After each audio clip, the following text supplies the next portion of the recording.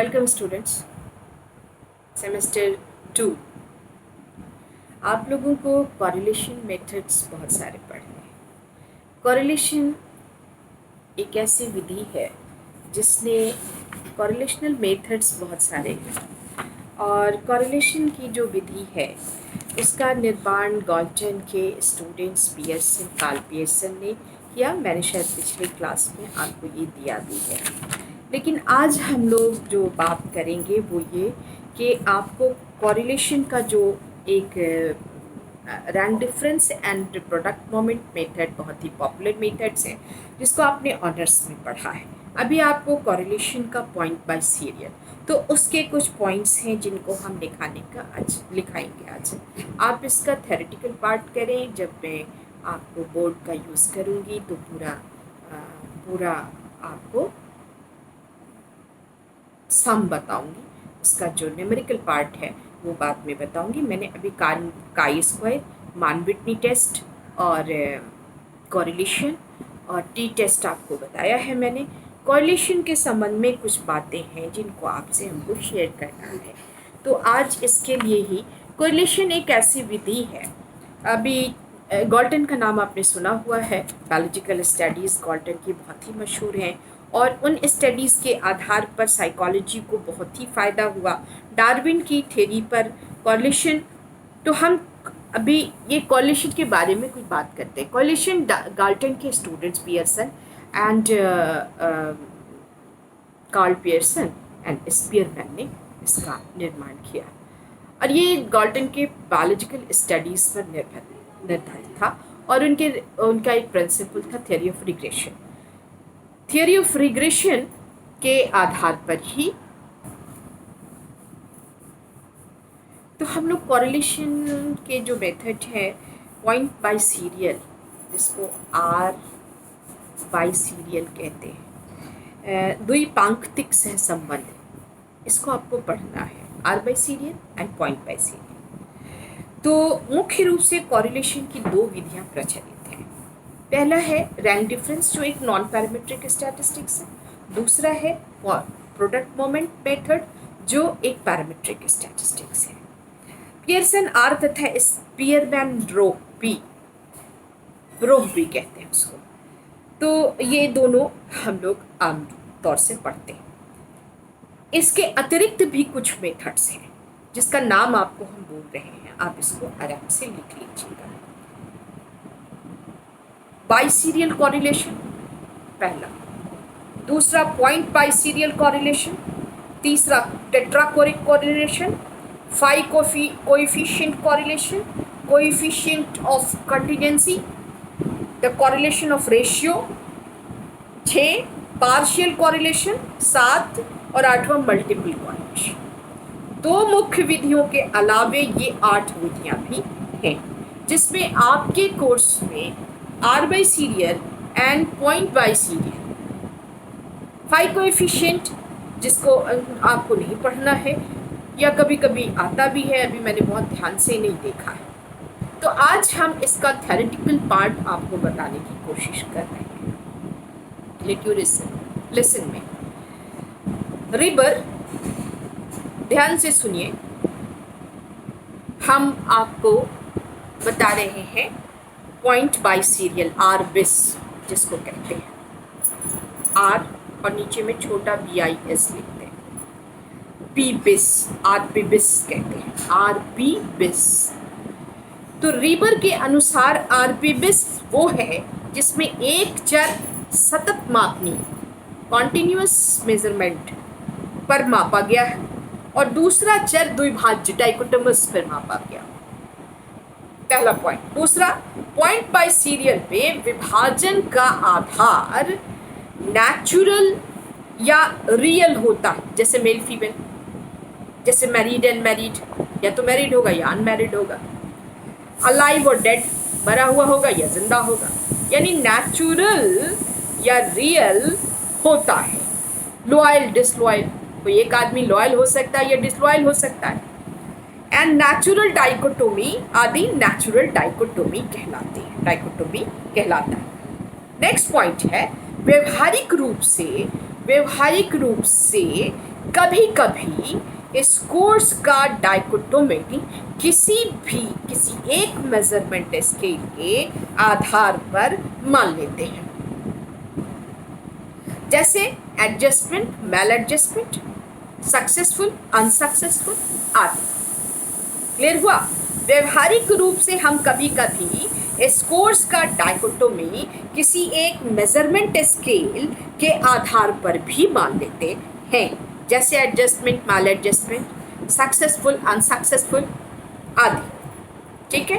Next point, आरबिस की अपेक्षा आरपीबिस point बाइसीरियल की तुलना में पॉइंट बाइसीरियल का प्रयोग अधिक होता है। आरपीबिस का प्रयोग आइटम एनालिसिस में अधिक होता है। ध्यान से लिखते जाइए, हम फिर से एक बार दोहरा देंगे। ऐसे टेस्ट जिसमें आइटम के सही होने पर +1 तथा गलत होने पर 0 प्रदान किया जाता है, वहाँ आरपीबिस का प्रयोग अधिक उपयोगी सिद्ध होता है। कोई ऐसा टेस्ट जिसमें अगर आप यस बोलते हैं तो 1 मिलता है और नो बोलते हैं तो 0 मिलता है, तो ऐसी स्थिति में इसका हम आरपीबिस, इसका कैलकुलेशन, इसका स्टैटिस्टिकल ट्रीटमेंट करने में हम आरपीबिस का प्रयोग करते हैं। डाइकोटोमाइज्ड जो वेरिएबल्स के नेक्स्ट पॉइंट है, नॉर्मेलिटी में यदि संदेह उत्पन्न हो जाए तो आरपीबिस प्रयोग में लाया जाना चाहिए। अगर कर्टोसिस आ रहा है, नॉर्मल प्रोबेबिलिटी नहीं आ रहा है, बिल्कुल इस तरह बेल शेप का, और कर्टोसिस आ रहा है, तो वहां पर आरपीबिस का प्रयोग किया जाना चाहिए। नेक्स्ट है, आरपीबिस का प्रयोग रिग्रेशन इक्वेशन में भी किया जाता है। रिग्रेशन इक्वेशन में भी किया जाता है। नेक्स्ट है, आरपीबिस का मान पियर्सन आर के बराबर रहता है, यानी जो प्रोडक्ट मोमेंट का रिजल्ट आता है आर का, वही रिजल्ट का जो परिणाम है वो आरपीबिस में भी आता है, अगर सेम डाटा पर हम काम कर रहे तो। एक ही डाटा से यदि आरबिस और आरपीबिस, आर बाई सीरियल या आर पॉइंट बाई सीरियल निकाल परिकलन किया जाए तो आरपीबिस का मान कम होता है। आरपीबिस का मान कम होता है।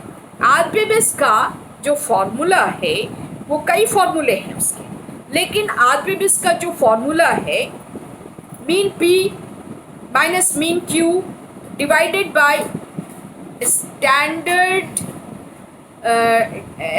Error of T into √/PQ। हम जब लिखेंगे बोर्ड पर तो आपको सब स्पष्ट हो जाएगा। Mean p of the higher group, mean p क्या चीज़ है? Higher group of mean P of the higher group which is showing superior characteristics or abilities in dichotomized variable। क्या चीज़ है? हायर ग्रुप, जो ऊंचा ग्रुप आता है जिसका नंबर भी ज़्यादा है, which is showing superior quality, characteristics or abilities in dichotomized variable, वो मीन P कहलाता है। मीन Q जस्ट अपोजिट है उसके, तो लोअर ग्रुप जो निचला ग्रुप है, हमेशा कोरिलेशन 2 ग्रुप के बीच निकाला जाता है, ये बात मैंने पहले भी बताई है। तो lower group showing low characteristics and abilities in dichotomized variables, तो ये चीज़ जो है वो मीन क्यू होता है। और standard deviation of whole group, नीचे जो mean P mean Q by standard deviation T लिखते हैं वही है।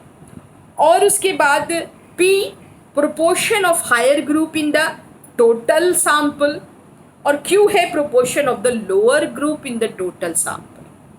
ये सारी चीज़ें आपको मैंने बताई।